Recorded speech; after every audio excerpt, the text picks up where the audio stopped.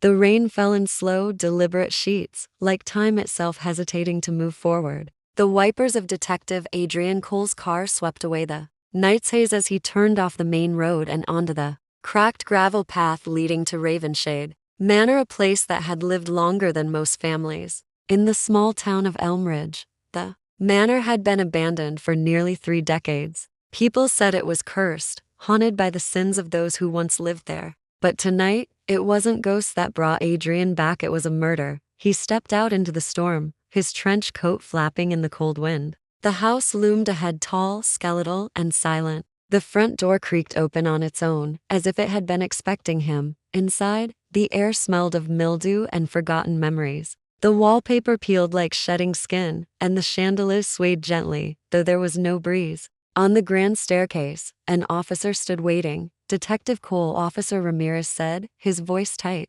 Victims upstairs. Names Eleanor Ward, 26. Local historian.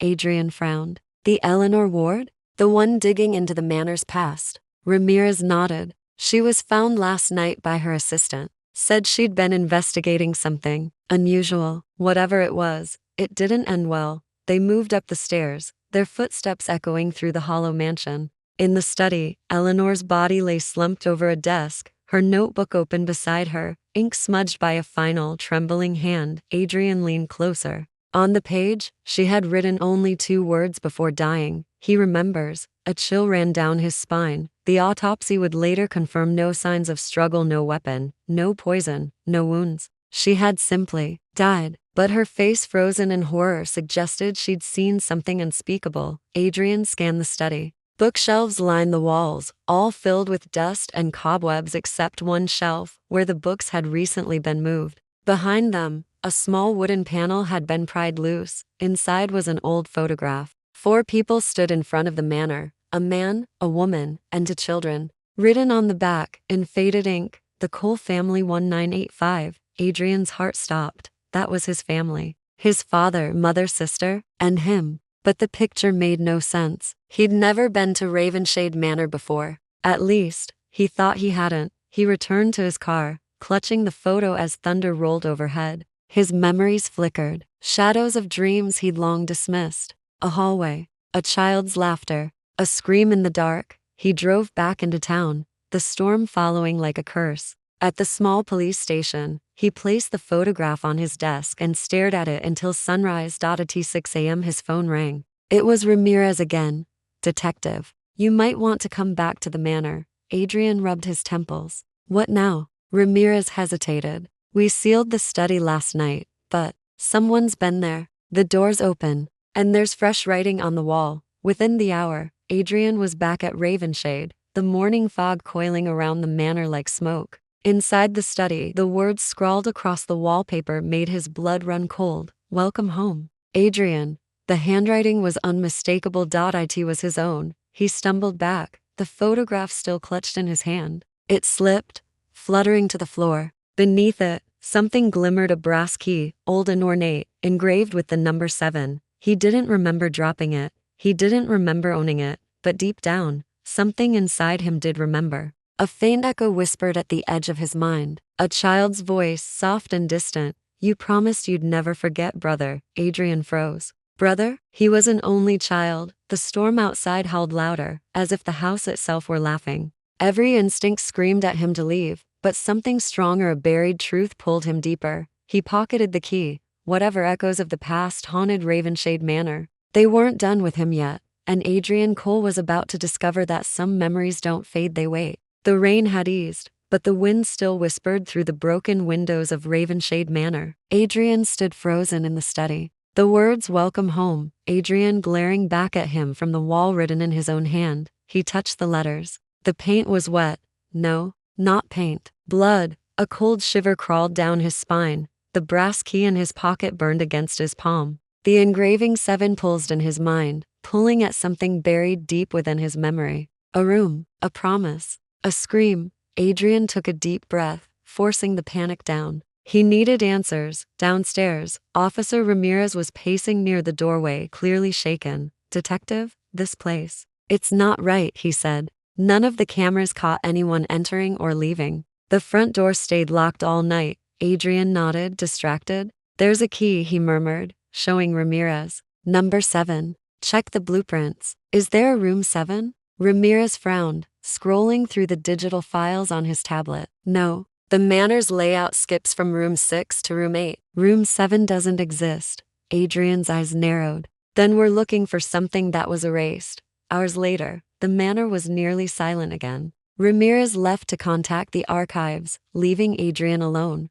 He began searching every corridor, tapping walls, listening for hollow spaces. The manor seemed to breathe around him. Floors creaking, whispers curling through the halls. Each sound felt alive, aware. Finally, in a narrow hallway behind the old library, he found a locked door, hidden behind a faded tapestry. The number 7 was carved faintly into the wood. The key fit perfectly. The lock clicked open. Inside, the air was thick with dust and something else. The metallic scent of old secrets. A child's room untouched for decades. A small bed, a cracked mirror, toys scattered across the floor, and on the wall a row of drawings, childish and uneven, each one showing 2 boys holding hands in front of the manor. In every picture, one boy's face was crossed out in black crayon. Adrian's breath caught. In the last drawing, the boy without a face was labeled Adrian. The other boy had a name beneath him, Daniel. The name hit him like thunder. Daniel, his brother. Memories surged through his mind. A child's laughter, running through these halls, playing hide and seek. Then a scream, the door slamming shut, Daniel's voice echoing, crying out for help. He had forgotten him. All these years, he had buried it. The door creaked shut behind him. Adrian turned, but no one was there. The air grew colder. The cracked mirror on the wall rippled, as though it were breathing. And then he saw it, his reflection wasn't alone. A boy stood beside him in the glass, pale, hollow-eyed, smiling faintly. "Hello, brother," the reflection whispered. Adrian stumbled back. "Daniel?" The boy tilted his head. "You left me here." The lights flickered, plunging the room into flashes of light and shadow. The drawings on the wall began to peel, revealing more words underneath scrawled in that same childish handwriting. He remembers now. Adrian's pulse pounded. "What do you want from me?" Daniel's voice echoed, overlapping, distorted. "Find the truth, or become part of it." The mirror shattered. Adrian ran from the room, shards crunching beneath his boots. He didn't stop until he reached the main hall, gasping for air. His phone buzzed. "Ramirez again. Detective, we checked the old property records," Ramirez said. Ravenshade Manor was once owned by a family named Cole. The house caught fire in 1985. 2 parents died. Only one child survived, a boy about 6 years old. His name was Adrian. He finished hoarsely. Ramirez hesitated. "Exactly. But here's the thing. The report mentioned 2 children originally. The other one's name was redacted. No record, no grave." Adrian stared at the dark stairway leading back to room 7. "Daniel," he whispered. Back in the study, lightning flashed, illuminating the blood-red message again. The floorboards creaked. The photo of his family had changed. Daniel now stood clearly beside him, no longer faded. His hand resting on Adrian's shoulder. Adrian's reflection in the cracked glass smiled faintly back at him. But it wasn't his smile. Somewhere deep within the house, a child's voice echoed, "It's time to remember what you did." And the lights went out. The silence after the blackout was suffocating. Only the sound of rain on shattered glass and the slow, rhythmic tick, tick, tick of the old grandfather clock filled the manor. Detective Adrian Cole stood motionless in the darkness, flashlight trembling in his grip. He had seen death, he had faced killers, but this was different. This was personal. Somewhere in the house, a music box began to play, soft, nostalgic, and horrifyingly familiar. The melody drifted through the corridors like a memory refusing to die. He followed the sound. The melody led him to the basement door, one he hadn't noticed before. The wood was splintered, the handle rusted with age. The faint smell of smoke curled up from the crack beneath it. Adrian descended slowly, the steps groaning under his weight. Each footfall echoed, merging with the song, until it felt like the manor itself was breathing with him. At the bottom,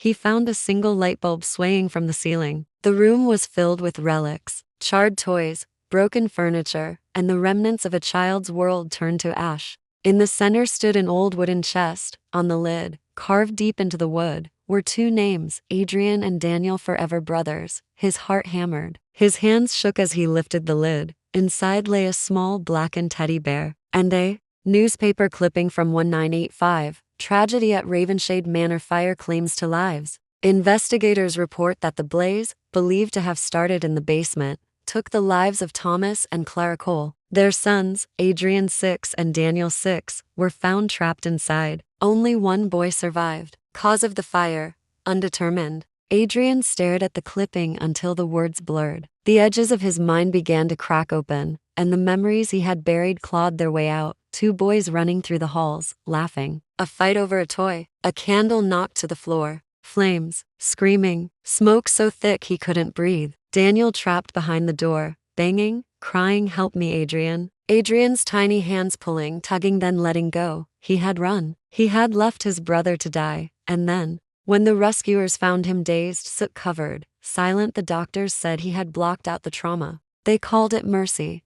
But the house remembered. Daniel remembered. The light flickered again, and the temperature plummeted. Behind him, footsteps, small, deliberate, impossibly close. Adrian turned. Daniel stood there, or what was left of him. A faint, smoky figure, eyes glowing faintly blue, his voice both a whisper and a wail. "You promised you'd never leave me," the boy said. Tears stung Adrian's eyes. "Daniel, I didn't mean to. I was just a kid, you let me burn." The lights went out. Adrian's flashlight sputtered, then steadied, but the basement had changed. The walls were clean, the toys whole, the air warm and alive. It was the manor as it once was. Two boys played on the rug, one of them, little Adrian, laughing without care. The other, Daniel, turned toward him, smiling.